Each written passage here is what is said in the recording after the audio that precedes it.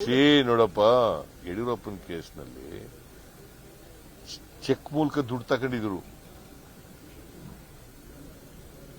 ಗೊತ್ತಾಯ್ತಾ? ಡಿನೋಟಿಫೈ ಮಾಡಿದ್ರು. ನಾವೇನ್ ಮಾಡಿದ್ವಿ? ನಂದೇನಾರು ಎಲ್ಲರೂ ಪತ್ರ ಇದೆಯಾ? ಆರ್ಡರ್ಸ್ ಇದೆಯಾ? ನನ್ನ ಸ್ಟೇಟ್ಮೆಂಟ್ ಇದೆಯಾ?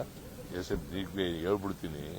S a matter of fact 2014 ನಾನು ಹೆಂಡತಿ ಅರ್ಜಿ ಕೊಟ್ಟರು. ನಾವು ಮೂಡೋದವ್ರಿಗೆ ಹೇಳಿದೆ, ನಾ ಚೀಫ್ ಮಿನಿಸ್ಟರ್ ಆಗಿರೋವರೆಗೂ ಬದಲಿ ಸೈಟ್ ಕೊಡ್ಕೂಡುದು ಅಂತ ಹೇಳ್ಬಿಟ್ಟು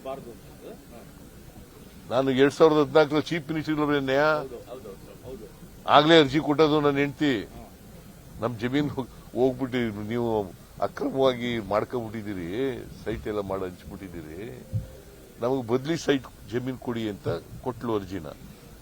3 ಎಕರೆ 16 ಗುಂಟೆನ ನೀವು ಎನ್ಕ್ರೋಚ್ ಮಾಡ್ಕೊಂಡು ಸೈಟ್ ಮಾಡಿ ಹಂಚ್ಬಿಟ್ಟಿದ್ದೀರಿ, ನಮಗೆ ಜಾಗ ಬದಲಿ ಜಾಗ ಕೊಡಿ ಅಂತ ಹೇಳಿದ್ರು. ನನಗೆ ನನ್ನ ಗಮನಕ್ಕೆ ತಗೊಂಡು ಅರ್ಬನ್ ಡೆವಲಪ್ಮೆಂಟ್ ಈ ತರ ಅರ್ಜಿ ಕೊಟ್ಟಿದ್ದಾರೆ. ನಾನು ಹೇಳಿದೆ, ನಾನು ಚೀಫ್ ಮಿನಿಸ್ಟರ್ ಆಗೋವರೆಗೂ 1 ಗುಂಟೆನೂ ಕೊಡಬಹುದು. ನಾನು ಕೊಟ್ಟಿದ್ದೀನಿ. ಆಗ 2014 ನಾನೇ ಕೊಟ್ಬಿಡ್ಬೋದಾಗಿತ್ತಲ್ಲ. ಹಾಗಾದ್ರೆ ಚೀಫ್ ಮಿನಿಸ್ಟರ್ ಅಧಿಕಾರ ಇರಲಿಲ್ವಾ? ಕೊಡ್ಬೋದಾಗಿತ್ತಲ್ಲಪ್ಪ. 2021 ಮತ್ತೆ ಅರ್ಜಿ ಕೊಡ್ತಾಳೆ ನನ್ನ ಹೆಂಡತಿ. ಬಿಜೆಪಿ ಸರ್ಕಾರ ಇರೋದು ಆಗ. ನಾನು ಹೆಂಗ್ ಪ್ರಭಾವ ಬೀರುತ್ತಿದ್ದೆ? ಪ್ರಭಾವ ಬೀರಾಗಿದ್ದೆ ಬೀರ್ಬೋದಾಗಿತ್ತಲ್ಲ.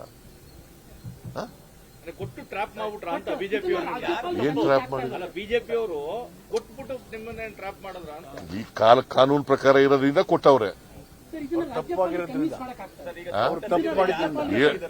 ನಮ್ಮೆಲ್ಲ ನಮ್ಮ ಕ್ಯಾಬಿನೆಟ್ ರಿಪ್ಲೈನಲ್ಲಿ, ನನ್ನ ರಿಪ್ಲೈನಲ್ಲಿ ಎಲ್ಲ ಹೇಳಿದ್ದೀವಿ. ರಾಜ್ಯಪಾಲರು ಯಾರು ಲೀಗಲ್ ಆಗಿರುವಾಗ ಕನ್ವಿನ್ಸ್ ಆಗಲೇಬೇಕಲ್ರಿ. ಎಲ್ಲ ಲೀಗಲ್ ಆಗಿರುವಾಗ ಕನ್ವಿನ್ಸ್ ಆಗ್ಬೇಕಲ್ಲಪ್ಪ. ಆಶಾಭಾವನೆ ಇಲ್ಲ, ಲೀಗಲ್ ಆಗಿ ಒಪ್ಕೋತಾರೆ ಅಂತ ನನಗೆ ನಂಬಿಕೆ ಇದೆ. ಆಶಾಭಾವನೆ ಅಲ್ಲ, ಕಾನೂನು ಪ್ರಕಾರ ಕಾನೂನನ್ನ ಒಪ್ಕೊಳ್ಳ. Because is the head of the constitution ಅಲ್ವಾ? ಕಾನ್ಸ್ಟಿಟ್ಯೂಷನ್ ಪ್ರಕಾರ ಇದೆಯಲ್ಲ, ಯಾಕೆ ಒಪ್ಕೊಳ್ಳಲ್ಲ? ಒಪ್ಕೊಳ್ತಾರೆ ಅಂತಕ್ಕಂಥ ನಂಬಿಕೆ.